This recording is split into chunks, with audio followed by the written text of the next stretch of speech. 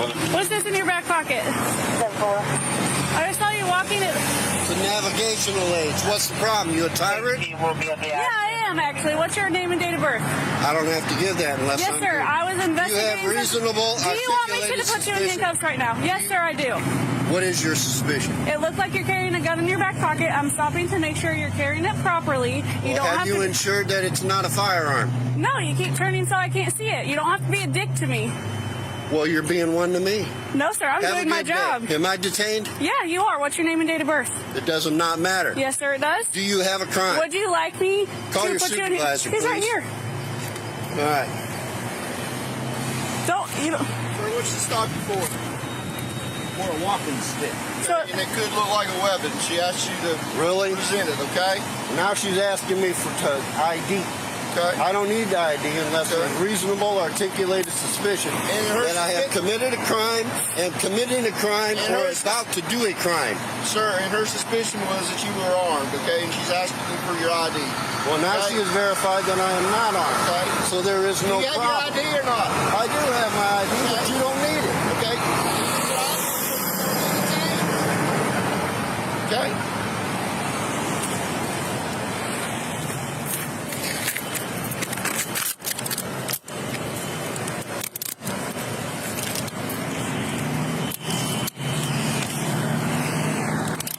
All right, you deserve it. 77 Whiskey Mike detained. I don't know where his wallet is. Where's your wallet at, sir? I don't have a wallet on me. Okay, where's your ID? Where's your ID ID at? at? Pocket. Which pocket? You are not allowed to search me.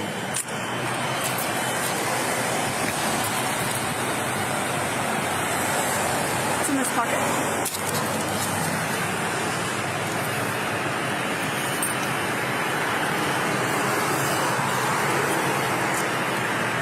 There you go.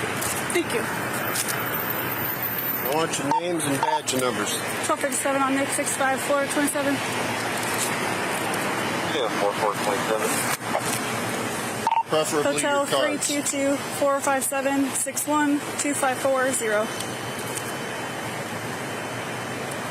Yeah, 23.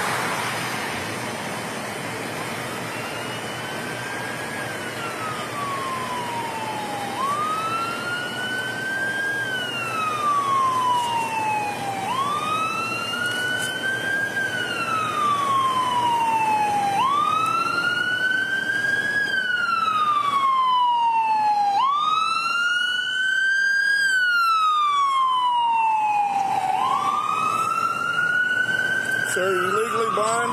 Yes, I am. Okay.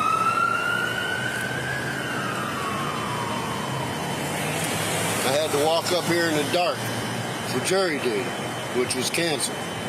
Why aren't you using your stick? You don't have to use your stick all the time? Not all the time. ID card alive. 26. Green. All right, Mr. Hodges.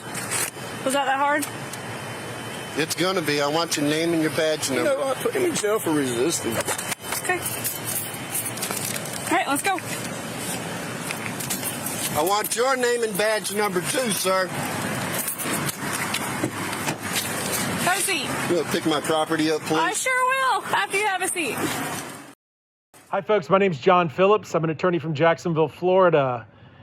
With me today is my client, Jim Hodges. I'm from Jacksonville, and a few years ago, we got a call from Martinez Bowman about a dog bite, a police dog attack in Lake City from Columbia County Sheriff's Office. And we investigated that. We filed suit on that case in Jacksonville in federal court. And the officer that was chiefly involved is a now retired, I guess, officer, David Harvey. Well, David Harvey was the chief training officer for Jayme Gohde. So on October 31st of this year, when Jim was coming from jury duty, he was harassed by Jayme Gohde, and it led to the video you've all seen. We can make it available to you. And so I've gone from, one case in Clay County to two to looking at multiple. Even on the way here, somebody sent me an email about wrongdoing in the detention center. And, we've seen videos where police officers, sheriff's officers are taking what appears to be a tip or a kickback or a bribe. I've heard countless stories about wrongdoing with the sheriff's office. I've seen it over and over again on camera. And we're going to be asking for the Department of Justice to come in and take a look at the wrongdoing and the lack of discipline at Columbia County Sheriff's Office. And certainly we've filed a notice of intent to sue, which is available on the table, to sue Columbia County Sheriff's Office and hold them responsible. If you broadcast it, I think we've redacted his social security number, but please be cautious of his birthday and his social security number if you publish anything. Police protect us, and we depend on police to do a hero's job. But when they're poorly trained, when they abuse their power, it is the biggest breach of trust that our society has. And it too often, affects the disenfranchised. The African-American community, in this instance, the blind community. And look, this, show him, Jim. This is not a weapon. This is an aid to a man who's legally blind. And by him merely displaying it and showing, okay, you were wrong, Jayme Gohde, you were wrong, this isn't a gun, that should have been the end of the encounter.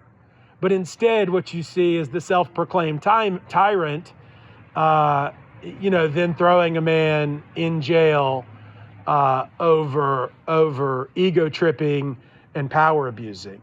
So with me today, we have some residents of Columbia County who've experienced, similar issues and who are certainly on the ground dealing with, police brutality and police abuse of power. So let me turn it over to them.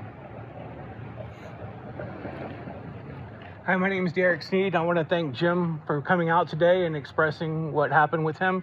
And I also just want to say that, with Columbia County Sheriff Mark Hunter, this is just egregious. And even the response that was given to his investigation was just awful. And this is not going to be the end of what you're going to be hearing in the near future. It's just the tip of the iceberg when it comes to some of the other items that the Sheriff's Department or Lake City Police Department have done to citizens of this county. Thank you. Sylvester Warren III, also known as the activist to some and the agents to others.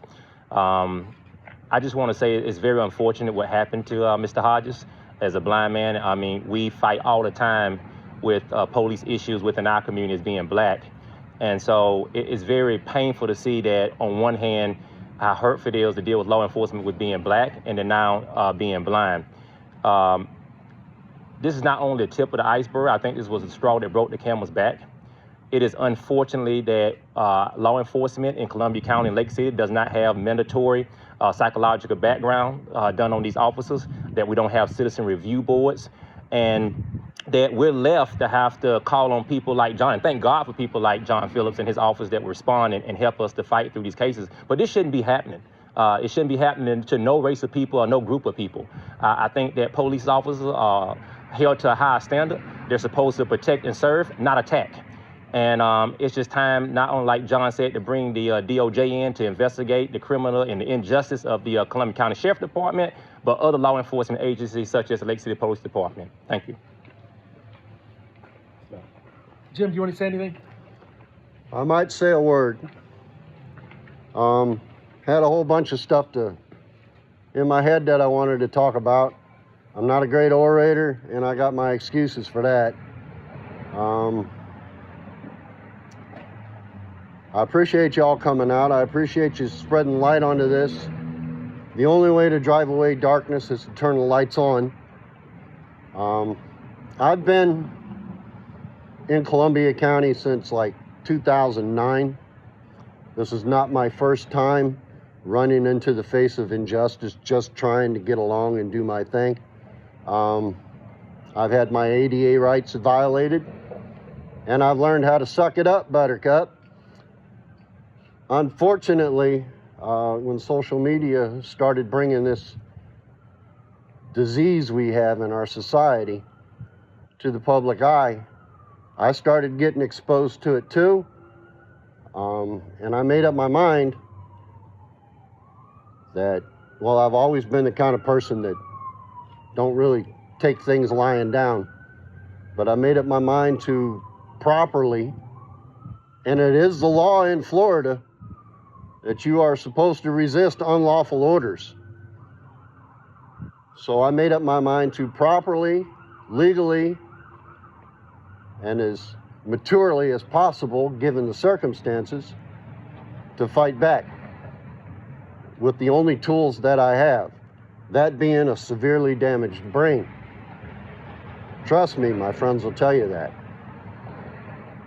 Again, thank you for coming out. I'm sorry that I have to be the one bringing this to your attention again. Hopefully we all can get together and make the changes in our society that keep us a community. Thank you, and God bless. So let me be clear. Martinez wanted to be here today and couldn't be here. But Martinez Bowman was just going home when Deputy Gohde and former Deputy Harvey started a police pursuit. He drove at a very slow rate of speed to his home, and they screamed at him. He just said, "You're not going to shoot me, are you? Please don't shoot me." And they never answered that command, and they put the dog on him. Deputy Gohde had her gun on him at the entire time. And they actually charged him with fleeing and eluding, a felony. They made that case go all the way to trial. The chief prosecutor sat right next to me, and we won.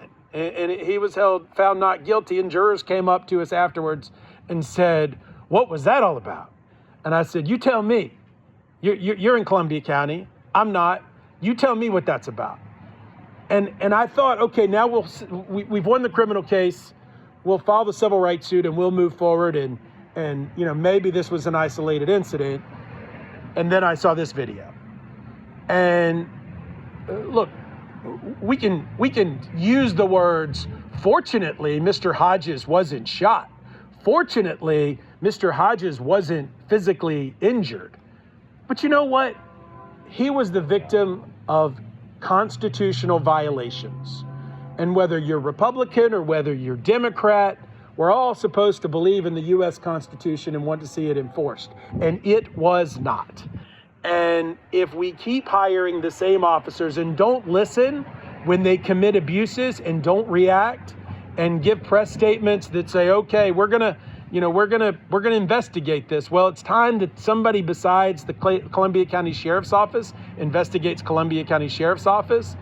And we're gonna start with a federal judge. We're gonna hope the DOJ comes involved. We're gonna ask our elected officials to step up. But this has to stop. We appreciate your interest. We appreciate your time. And we're here for any questions you might have.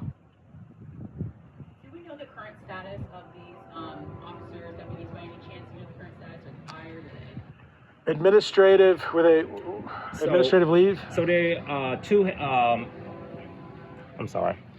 So what we know so far, according to Sheriff Mark Hunter in his press release, he came out and said that he suspended Officer Gohde for 2 days, which is unfortunately, the greater part of the community was expecting an immediate termination.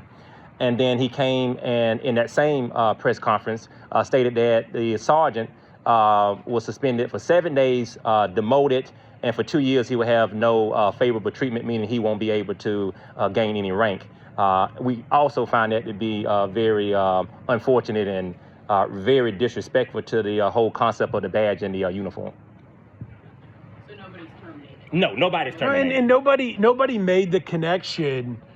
It was only because I knew Deputy Gohde from her testifying in Martinez Bowman's case that I said, that voice is very familiar. Wait, that's the same person that held a gun on Martinez and then testified, you can judge, questionably at trial, and ultimately resulted in a not guilty. But when you have someone saying, look at me, I'm causing problems with the community, and a sheriff says, what? She didn't have any ill intent. Right. Then, maybe it's the sheriff that has the actual vision impairment, not Mr. Hodges. But, we'll leave that for the DOJ to determine. Question? What would you like to see ultimately done? Better training, different training, new leadership? What would you like to see? Justice is spelled one way, it's defined many different ways. And I asked Mr. Hodges that, early on, and this is the problem when you have, repeated issues and I'm just learning about them, right? It's easy for me to get back in my car and go back to Jacksonville. But we're looking at Bradford Sheriff's Office. We're looking at St. Lucie Sheriff's Office. We've gotta have, standard law enforcement. We've got to have some level of citizen review or citizen input. And, change is the first definition of justice. Certainly, there are some government agencies and some businesses that only respond to civil judgments. We're going to go for that too. But, it shouldn't take taxpayer money for tax-paid officials to respond. And, we're going to seek change. We're going to seek accountability, and use the civil justice system as much as we can. The criminal justice system has dismissed the charges. Okay, that was a start. Thank you, I guess.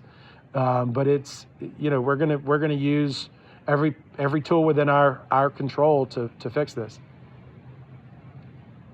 Question. I have a last question for Mr. Hodges. How are you feeling right now? I mean, your video, everyone knows about it. It's viral, right? How are you feeling now? You're just getting on fire, and now you're here to seek justice. So how are you feeling exactly right now? Well, I'm feeling blessed. Enough people care. You ask what people want to see. I have always stated for many years that it amazes me that an individual has to go to school for a length of time, 4 years, 8 years, sometimes 12 years. And then the first thing they do is they go out and get an insurance policy before they put their shingle out. It bothers me that we're willing to give people a pass that have maybe 6 months training and a nice clean record. I think qualified immunity needs to be relooked at. And I think the insurance companies are real good at weeding out the bad eggs that cost too much money to keep. So we should let them take over the reins. As far as justice in my own personal case, judging from the response from you people, I'm pretty sure I'm going to get it. Thank you. I hope that answers your question. Yeah, sure. My name is Glenn L. Bowden, past president of the NAACP and a former city councilman. It's a sad day in Lake City when we want to thank God for a blind man being arrested. Just think about that. We're here today, right now, because a blind man was arrested right down the street, and we praising God. It reminds me of George Floyd. But for George Floyd, a lot of changes never would have taken place in law enforcement throughout this country. So injustice anywhere is a threat to justice everywhere. And that's just how it is. And I'm so grateful to see so many people here. I was born and raised in Lake City, so I know what it's like. I know what it's like driving while black, walking while black, laughing while black, but I never thought a person get arrested for being blind. Just think if I was blind and black, I would have probably got beaten down. The only thing that helped Mr. Hodges, he happened to be a white man. If it had been Sylvester Warren, he might have been on the ground spread eagle about now. So I'm so happy that John has come over here to assist in this. As you well know, most of our progress did not happen just in the streets. It happened in the courthouse. Most of our progress happened in the courthouse. So I'm looking forward to some victories, looking forward to some justice for John, but also for John, but for our entire community. Law enforcement is out of hand in Lake City. That's why I tell people now that if you're driving, if you're not in a safe place, don't stop. And I encourage you now to stay off of Baskin Norris at night. Baskin Norris is dark. And if you're driving Baskin Norris at night and the police give out and you stop, then you're on your own. So that's all I got to say. Thank you, Attorney Phillips, and thank you for stepping up. Any other questions? How do you feel representing Hodges in this case?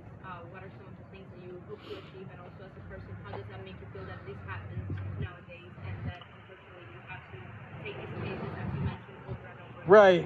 So there's a story I told during an oral argument in front of the 11th Circuit Court of Appeals on this federal civil rights case.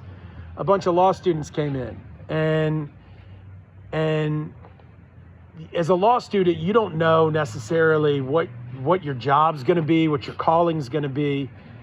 And a young man was killed 10 years ago this month named Jordan Davis.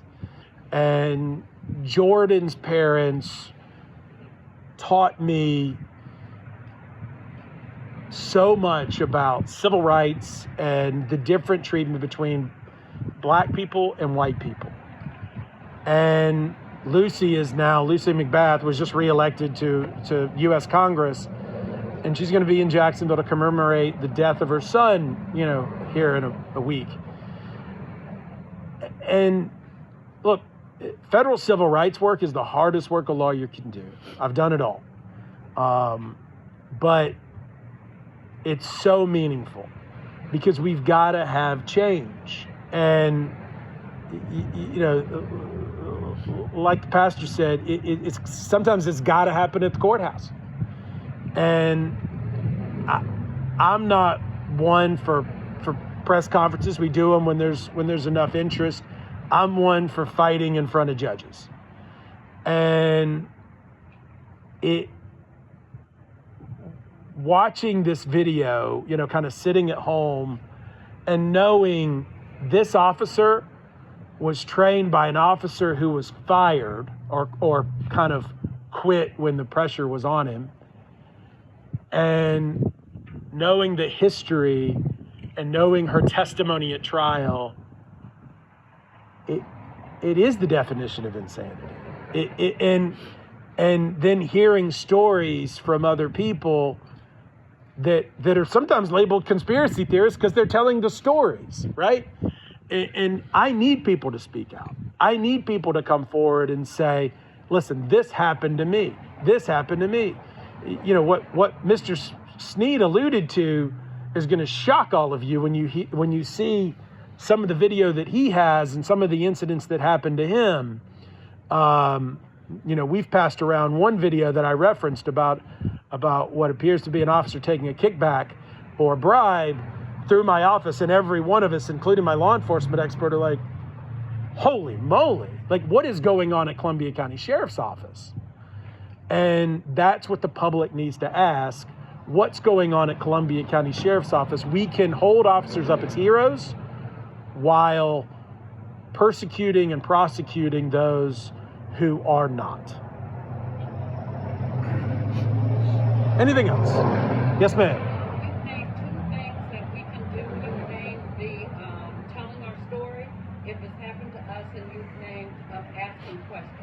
Is there other things that the community can do in situations like this based on your experience?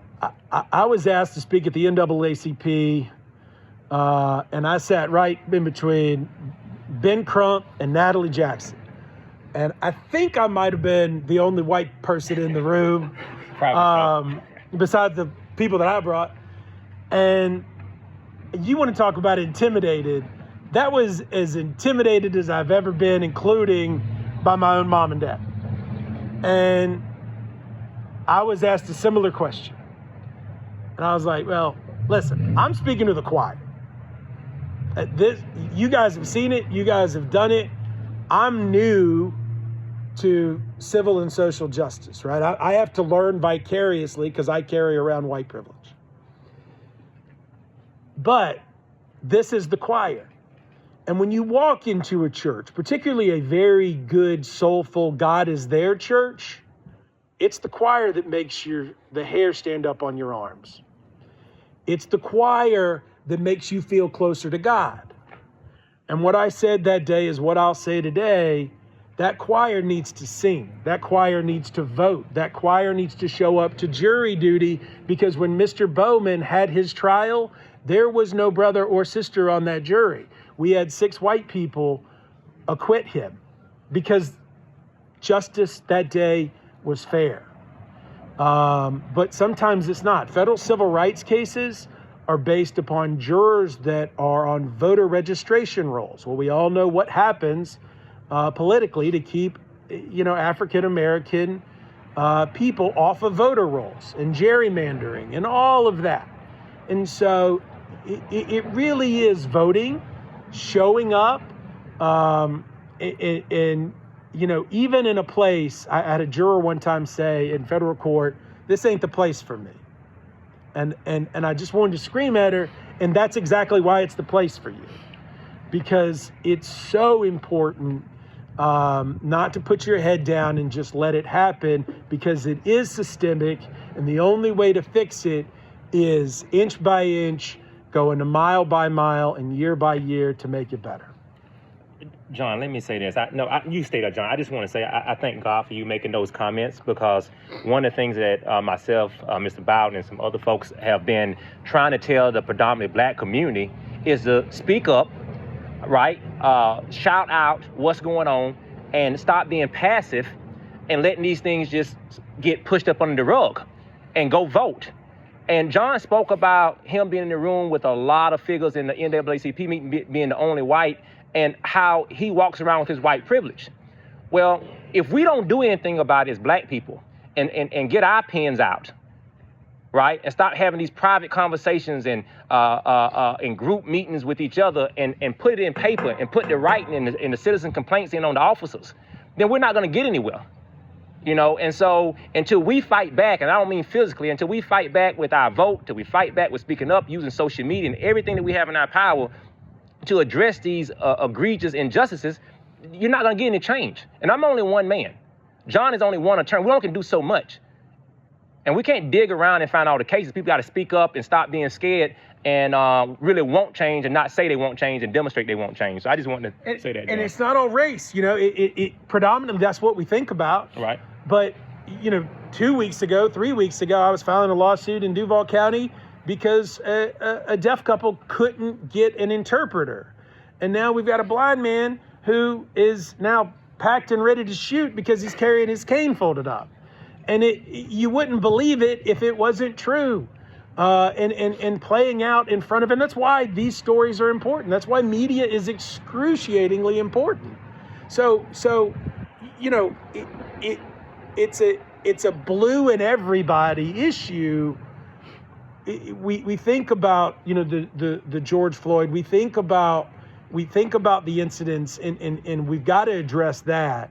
But it's the disenfranchised and ADA violations, and not treating people like people, equal. This could have been resolved in 2 minutes. Okay. 20 seconds. 20 seconds. Okay. Hey, you know what? Can I give you a ride? Can I give you a ride? Can I help you? You good? Yeah, I'm good. Not, all right, tyrant. I think you should be arrested. What for? Resisting arrest. Well, what was the underlying arrest?